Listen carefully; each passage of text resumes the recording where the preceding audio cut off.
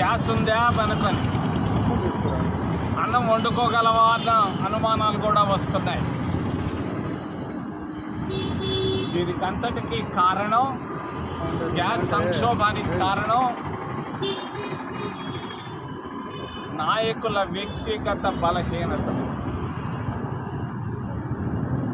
దేశాధ్యక్షులైతేనేమి, పెద్ద పెద్ద నాయకుల బలహీనతలు, వ్యక్తిగత బలహీనతలు.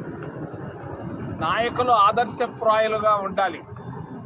ఆదర్శాలు వదిలిపెట్టి బలహీనతలకు లొంగిపోతున్నారు. అందుకే ఈరోజు ఇరాన్లో యుద్ధం. కీలకమైనటువంటి ఆధారాలు ఉన్నాయని చెప్పేసి అటు ట్రంప్ ఇటు నెతన్యాహు కానీ ఈ రెండు దేశాలు దానిపైన పడ్డాయి. ఇరాన్ టెహ్రాన్ పైన పడ్డానికి కారణం చాలామంది పెద్ద పెద్ద నాయకుల వ్యక్తిగత బలహీనతలు, ఫైల్స్ ఉన్నాయి. ఎప్స్టీన్ ఫైల్స్ ఉన్నాయన్నది అనుమానంతోనే దాడులు మొదలైనాయి. అవి దహనం అయిపోయి ఉంటాయన్న ధైర్యంతో యుద్ధాన్ని ఆపాలనుకుంటున్నారు. యుద్ధం ప్రారంభానికి కారణం వ్యక్తిగత బలహీనతల్లో నుంచి చిక్కుకొని పోయినటువంటి పెద్ద నాయకులు, పెట్టుబడిదారులు, మరి కొన్ని దేశాల్లో ప్రముఖులు చిక్కిపోయి ఉన్నారు.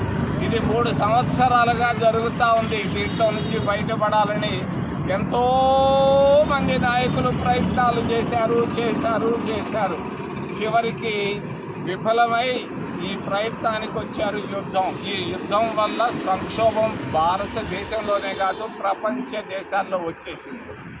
ఈరోజు గ్యాస్ కొరతే కాదు, పెట్రోల్ కొరత, డీజిల్ కొరత, మరి ఆహార ధాన్యాల కొరత, మరి అన్ని విధాలైనటువంటి సమస్యల్లో భారతదేశం వచ్చింది.